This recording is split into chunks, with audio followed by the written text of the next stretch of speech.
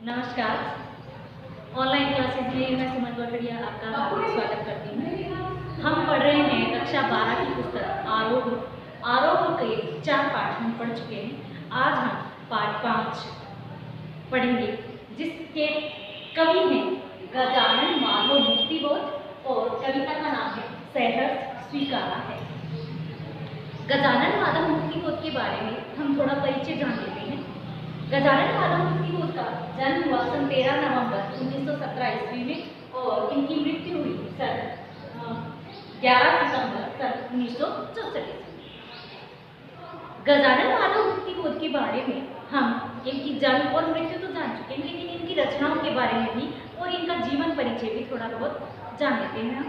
तो इनकी रचनाएं हैं, प्रमुख रचनाएं: चांद का मुंह टेढ़ा है, भूरी भूरी खाक धूल, ये इनकी कविता संग्रह है।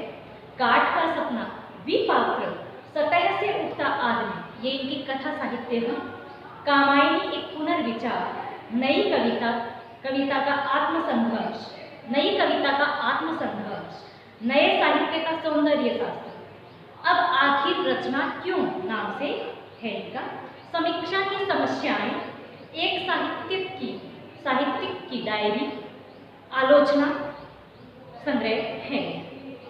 भारत, इतिहास और संस्कृति, ये इनके प्रमुख रचनाएं थी।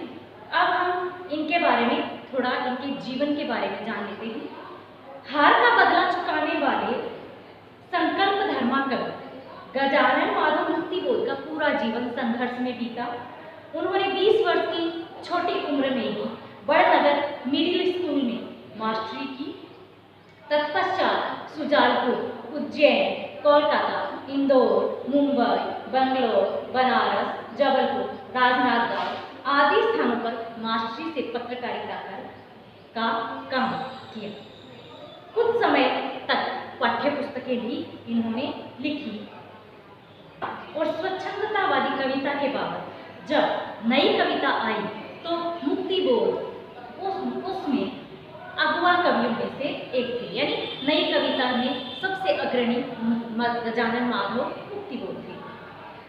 मराठी संरचना से प्रभावित लंबे वाक्यों ने उनकी कविता को आम पाठक के लिए कठिन बनाया, लेकिन उनमें भावात्मक और विचारात्मक ऊर्जा अटूट थी, जैसे कोई नैसर्गिक अंतःस्रोत हो, यानी अंदर से कोई एक स्रोत बह रहा हो जो कभी चुकता ही नहीं, बल्कि लगातार अधिक से अधिक वेग और तीव्रता के साथ उमड़ता चला जाता है।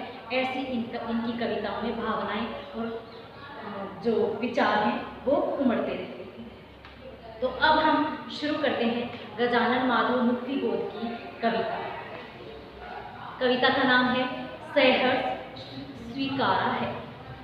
जिंदगी में जो कुछ है, जो भी है, सहर्ष स्वीकारा है, इसलिए कि जो कुछ भी मेरा है वह तुम्हें प्यारा है। गर्वीली गरीबी ये गंभीर अनुभव सब, यह विचार वैभव सब, दृढ़ता यह भीतर की सरिता यह अभिनव सब मौलिक है, इसलिए कि पल पल में जो कुछ भी जागृत है, अपलक है संवेदन तुम्हारा। तो इन पंक्तियों में सबसे पहले हम जो कठिन शब्द हैं उनका अर्थ जान लेते हैं। सबसे पहले शब्द आया है स्वीकार। स्वीकार का अर्थ है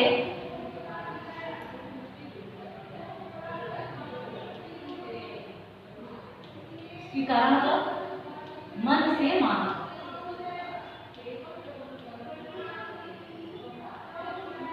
मन से माना। आगे शब्द है गर्वीली। गर्वीली यानी गर्व से भरी।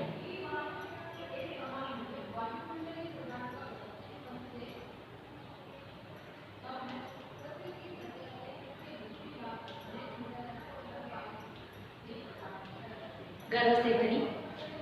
फिर अपना शब्द है विचार वैभव।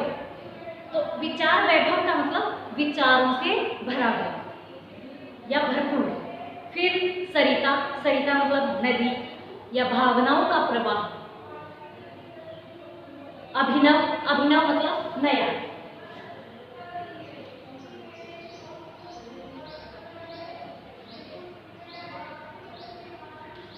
अभिनव मतलब नया। फिर है मौलिक, मौलिक यानी एकदम नया या वास्तविक। मौलिक का मतलब एकदम नया या वास्तविक। फिर है अपलक, अपलक का मतलब बिना पलक झपकाए यानी एक टक। फिर संवेदन, संवेदन यानी कि अनुभूति। तो अब हम इसका अर्थ करते हैं। जिंदगी में जो कुछ है, जो भी है, सहर्ष स्वीकार है। कवि मुक्ति बोल अपने रहस्य में प्रिय को संबोधित करते हुए यहाँ कह रहे हैं। रहस्य में प्रिय यानी जो उजागर नहीं है, जो वो अपने मन में ही मानते हैं कि मेरा कोई प्रियतम है, उस प्रिय को संबोधित करते हुए कवि कहते हैं कि हे प्रिय, जिंदगी में जो भी सुख दुख, उपलब्धियां या कमजोरियां हैं, सफलताएं या असफलताएं हैं, मैं उन्हें प्रसन्नतापूर्वक स्वीकार करता हूँ। जिंदगी में जो कुछ है, जो भी है, सहर्ष स्वीकार है। यानी मेरी जिंदगी में जो भी सफलता, असफलता, सुख दुख, जो कुछ भी है, वो सब मैं सहर्ष यानी प्रसन्नता से स्वीकार करता हूँ। इसलिए कि जो कुछ भी मेरा है वह तुम्हें प्यारा है, और वो स्वीकार मैं क्यों करता हूँ? क्योंकि मैंने इन्हें इसलिए स्वीकार किया है क्योंकि तुमने इन्हें अपना माना है, प्रेम पूर्वक तुमने इन्हें अपना माना है, इसलिए मैं भी इनको क्या करता हूँ? स्वीकार करता हूँ। ये सब तुम्हें बहुत प्रिय है।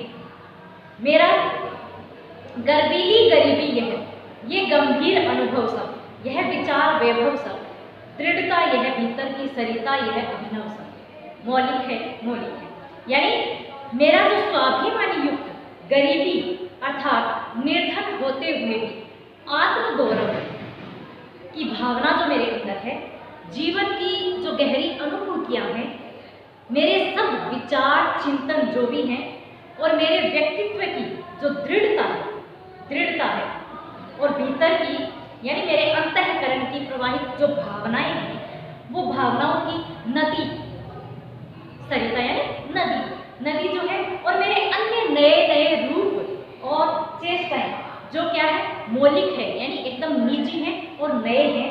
ये किसी की छाया या अनुकृति नहीं है, यानी ये किसी की भी छाया नहीं है, ये सब क्या है? मेरे अपने मौलिक हैं। इनकी मौलिकता का कारण यह है, इनकी मौलिकता का कारण क्या है? कि मेरे जीवन में जो कुछ भी जागृत चलता है, मेरे जीवन में जो कुछ भी, यानी इसलिए कि पल पल में जो कुछ भी जागृत है, अपलक है, संवेदन तुम्हारा है, यानी जो कुछ भी जागृत है, जो कुछ भी जाग रहा है, वह क्या है? प्रेरणा देने वाला एवं अनुभूतियां हैं, मेरे अंदर की अनुभूतियां हैं, और उन सब में तुम्हारी जो संवेदनाएं हैं वो प्रेरणा का काम कर रही हैं। इसलिए वही मेरे व्यक्तित्व का और जीवन का निर्माण करने वाली और मुझे प्रिय है। इसके आगे का हम पढ़ते हैं। फिर जाने क्या रिश्ता है, जाने क्या नाता है, जितना भी उंडेलता हूँ भर भर फिर आता है। दिल में क्या झरना है, मीठे पानी का सोता है, भीतर वह ऊपर तुम मुस्काता चांद, ज्यों धरती पर रात भर, मुझ पर त्यों तुम्हारा ही खिलता वह चेहरा। तो यहाँ के जो शब्दार्थ हैं वो ज़्यादा कठिन नहीं है, इसमें एक दो शब्द हैं जो हम दे देते हैं। जैसे रिश्ता, रिश्ता मतलब संबंध, और सोता, सोता का मतलब यहाँ स्रोत, स्रोत यानी झरना कोई भी, जैसे यहाँ नदी और प्रेम के ऊपर उमड़ने की और वो बातें चल रही है, तो यहाँ स्रोत यानी स्रोत, स्रोत मतलब झरना। तो यहाँ पर कवि जो है वो अपने प्रियजन को संबोधित करते हुए क्या कहता है कि मैं यह नदी नहीं जानता, मैं यह नहीं जानता कि मेरे और तुम्हारे बीच जो संबंध है वो कैसा गहरा रिश्ता या संबंध है, कैसा गहरा संबंध है, कैसा गहरा रिश्ता है, ये मैं नहीं जानता। किस नाते से मैं तुम्हें इतना प्रिय मानता हूँ, मैं इतना ही जानता हूँ कि मैं इस स्नेह को अपने हृदय में कविता रूपी भावों में जितना व्यक्त करता हूँ, बाहर निकलने का प्रयास करता हूँ, उतना ही मेरा हृदय फिर भर भर जाता है। यानी तुम्हारे प्रेम से, मैं नहीं जानता कि तुम्हारे प्रेम से या तुमसे मेरा कितना गहरा नाता है। मैं इन भावों से या इन कविताओं से या तुम्हारे प्रेम से जितनी भी निकलने की कोशिश करता हूँ, मैं इन भावों में, इन कविता के भावों में और ज्यादा क्या है, भर जाता हूँ। बाहर निकलने का प्रयास करता हूँ, लेकिन फिर भी मेरा दिल जो है वो उतना ही वापस प्रेम से भर जाता है। ऐसा लगता है कि मेरे हृदय में प्रेम का कोई सोता यानी झरना या स्रोत है, जिससे निरंतर क्या होता है, स्नेह रूपी जल या स्नेह रूपी प्रेम या कह सकते हैं स्नेह जो है वो बहता रहता है। मेरे हृदय में भावों की हलचल मची रहती है। मेरे हृदय में क्या मची रहती है, भावों की हलचल मची रहती है, तथा इस प्रेम से भरे हुए हृदय पर तुम विराजमान हो। ऐसे लगता है कि भीतर वह ऊपर तुम, यानी भीतर तो स्नेह है, प्रेम भरा हुआ है, और बाहर तुम विराजमान हो। जिस प्रकार पूर्णिमा का चंद्रमा, यानी किस प्रकार से विराजमान हो, मुस्काता चांद जो धरती पर रात भर, कि जिस प्रकार पूर्णिमा का चंद्रमा आकाश में रात भर अपनी चांदनी बिखेरता है, उसी प्रकार तुम्हारा यह मुस्कुराता हुआ सुंदर चेहरा मेरे हृदय को आकर्षण से चमकाता रहता है या आलोकित करता रहता है। तो कवि जो है वो अपने प्रियतम को संबोधित करते हुए ये सब बातें कह रहे हैं। अपनी आज हम पढ़ रहे थे, आज हम इतना ही पढ़ेंगे, 2 पद ही, बाकी का हम नेक्स्ट वीडियो में पढ़ेंगे। तो आज हमने पढ़ा गजानन माधव मुक्ति बोध की जो रचना है, जो कविता है, सहर्ष स्वीकारा है। इसके बारे में हम जान चुके हैं कि सहर्ष क्या स्वीकारा है और क्यों स्वीकारा है। आगे का जो पार्ट है वो हम कल पढ़ेंगे अगले वीडियो। नमस्कार, मैं आशा करती हूँ कि आपको आज जितना बताया वो समझ में आ गया होगा। धन्यवाद।